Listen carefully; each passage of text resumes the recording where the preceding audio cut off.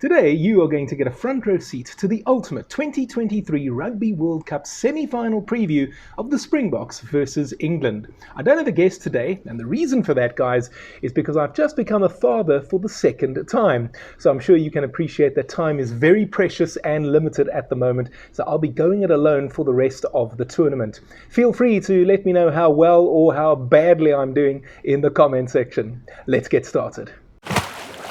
So we'll begin by taking a look at the history of these two teams playing each other at the Rugby World Cup. They've actually met 5 times previously, with the Springboks winning 4 of those. Let's have a look at it in chronological order. First up, in 1999, the two teams met in the quarterfinals in Paris. It's now known as the Jannie de Beer Show, after Jannie slotted a world record 5 drop goals to win the match for South Africa by 44 points to 21. The two sides met again 4 years later, but this time in the pool stage. In 2003 in Perth, England were the dominant force in world rugby at the time, and they duly delivered. They defeated the South Africans 25-6, and I know that the score was 6-6 at halftime, but let's just put this in context. England were the best team in the world at the moment, and anybody who thinks that South Africa were close to winning that day at the Subiaco Oval, I think they're smoking something. For context, England beat South Africa by 20 points 2 years earlier. They annihilated the Boks 53-3 the year before at Twickenham, and I know that there was the red card to Janus Labuschagne, but nevertheless England would have won anyway. And then that fateful day in Perth, 25-6, I would say a 19-point margin. That was about right at the time. The roles were somewhat reversed 4 years later when again the two sides met in the pool stage, but this time the Springboks were the superior team, and they duly delivered in fabulous fashion, I think it's fair to say. The score was 36-0, and I've said it before and I'm going to say it again, that night England were lucky to get nil. And as it would turn out, the two teams would meet again in the final. England did regroup and recover, and they were a better side. They were much improved by the time the two teams met in the final, but still, South Africa had too much for them, and it was a classic case of match management, or game management if you prefer, as the South Africans edged the match 15-6. They never really looked in any danger of losing, and were thus crowned the Rugby World Champions for the second time. We would have to wait 12 more years for the two teams to play each other at a Rugby World Cup again, and it would be in the final once more. This time, England were the favourites going into the contest. They had just slayed the All Blacks in their semi-final, whereas South Africa had almost forced their way over the line at every stage of the tournament to get into that final. But the Springboks saved their best for last and destroyed England that night. 32-12, it was an emphatic performance. They dominated every facet of play, and it was a well-deserved victory to the Boks. Let's take a look now at the two matchday squads named for this contest at the Stade de France. South Africa coach Jacques Nienaber has named an unchanged 23, unsurprising really, after the way they overcame France in what will go down as one of the great Rugby World Cup quarterfinals, if not matches. A superb display, earning the Boks a 29-28 victory. England have made a few changes. Joe Marler and George Martin are two tight 5 changes made by Steve Borthwick. Ellis Genge and Ollie Chessum drop to the bench. And in the backline, Freddie Stewart returns in place of Marcus Smith. On the South African side, Siya Kolisi will equal John Smith's Springbok record of captaining the team 11 times at the Rugby World Cup. And quite frankly, barring injury, Kolisi will almost certainly go on and set a new record either in the final or the 3rd, 4th place playoff. Obviously, we're hoping it'll be in the final. Fun fact, 26 of the 43 players who were involved in Yokohama 4 years ago will again be doing battle on this occasion in Saint-Denis. Another fun fact is about the Springboks and their supposedly rigid and boring game plan. They only kick, they say. They only play in the forwards, they say. They only bully their opponents up front, they say. 9, 10 and 15 are merely agents for aerial bombardments, they tell us. Well, here's a fun one for you. The Springboks only had 99 seconds in possession inside the French half in the first half of their quarterfinal and managed to score 3 tries in that time. Not bad at all for a one-dimensional team, wouldn't you say?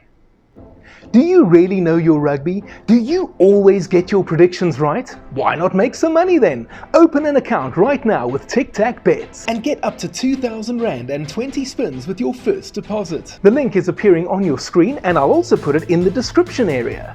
Please note that this is an affiliate link and I will make a little commission on it. Winners know when to stop. National Responsible Gambling Program. Toll-free helpline 0800 006 008. No persons under the age of 18 years are permitted to gamble.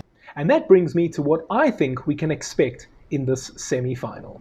It all starts up front, as the old adage goes in rugby, and it has to be noted that England have done enough up until now to force their way into the semi-finals. Some might say they had an easy pool, others would say that they haven't been tested by a particularly strong opponent up until now. The fact of the matter is that they have made their way into the Final Four, and they have to be respected regardless of whether you think they've come up against a particularly formidable opponent or not.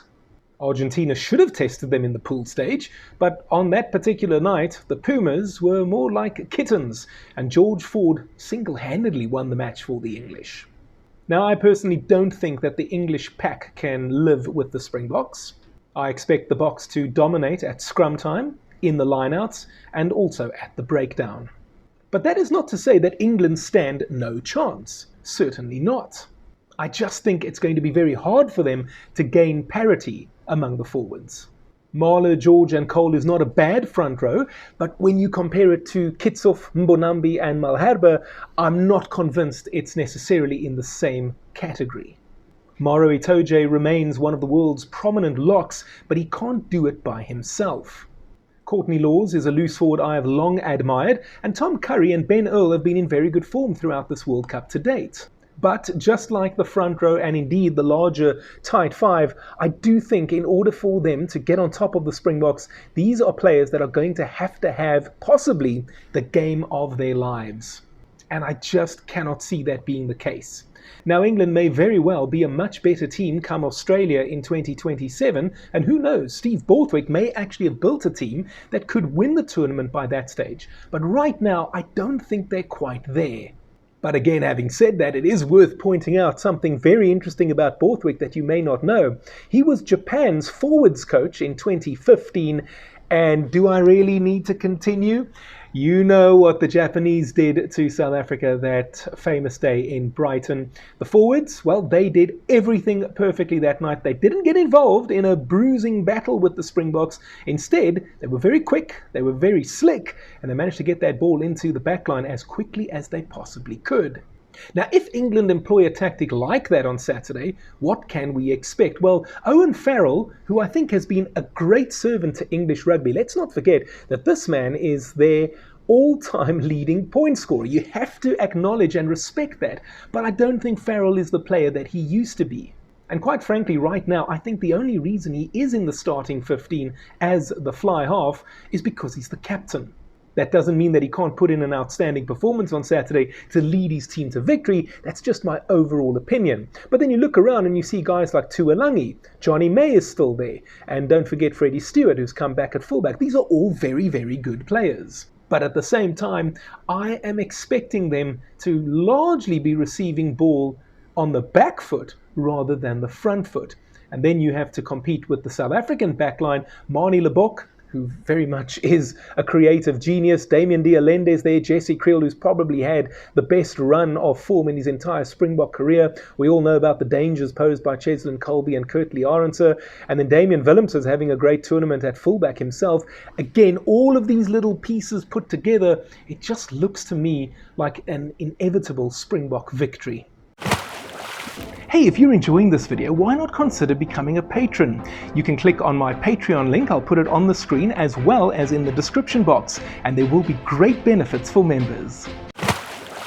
Now, I do think that the Springboks will mix things up a little bit. It's not only going to be a forward-dominated game, but we have seen the Boks at this tournament be more than happy to send that ball into the back line. Manie Lebok, as we mentioned, has been very creative, and it's been a joy to watch. Cheslin Colby, especially in that quarterfinal against France, was a joy to behold. Kurtley Arendse, as I said, is having a great tournament, and I think that we can expect a mix of running and kicking from the Springboks. Again, if Manie or Kobus Reinach sends that ball high into the air, there. Cheslin and Kirtley will be more than happy to chase it all day long, but I don't think that that is what you're going to see exclusively in this contest. So what do I foresee?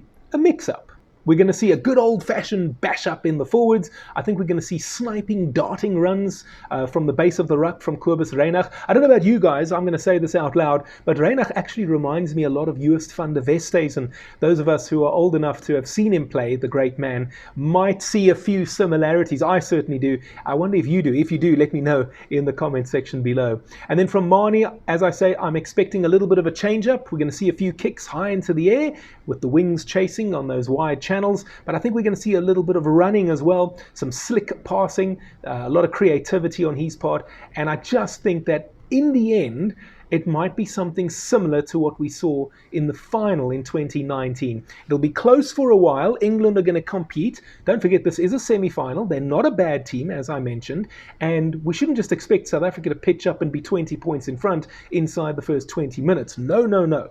I do not think that that is what is going to happen. Instead, I think it might be a tight affair with the Boks just ahead for most of the contest, and then in those last 20 or so minutes, once the bomb squad has come on, South Africa will take the game away from England, and I'm going to predict the Springboks to win by 20 points. Expect to see power, pace and flair from the reigning world champions. Finally, let's talk about the referee for the occasion, Ben O'Keefe. In my opinion, I think he's one of the better referees doing the rounds on the international circuit. He was also in charge of the Springboks' quarterfinal victory over France, and I do think that he's largely a fair referee. He may miss a few things, but then, as a referee friend of mine has pointed out to me on numerous occasions, there is so much going on in rugby, especially at the breakdown, rucks, mauls, especially in the scrums as well, that it's actually impossible to referee a rugby match. And I don't know about you guys, but I'm a big fan of the NFL. I watch a fair bit of American football, and it's interesting to see that there are multiple referees, not just one or two. There are many referees that are part of an NFL match, and I just wonder if maybe rugby could learn something from that, and maybe in the future we might end up seeing 4 or 5 or even 6 referees on the field, not on the field of play, but you might have 1 or 2 on the side like we have today with the touch judges, and you may have 2 on-field referees. Maybe one will be watching the one team and the other will be watching the other team. That might be an easier way for referees to officiate matches. Nevertheless, I am comfortable with Ben O'Keefe taking charge of this match, and I don't foresee too many issues from either side, to be quite frank. And for what it's worth, this will be Ben O'Keefe's first Rugby World Cup semi-final. So what do you guys think? Do you agree with me? Do you strongly disagree? Let me know in the comments what your predictions are for this Rugby World Cup semi-final between the Springboks and England. And I'll see you in the next video. By the way, on your screen right now, some other Rugby World Cup content that I've put together over the course of this tournament for you to go and enjoy and binge watch. See you next time.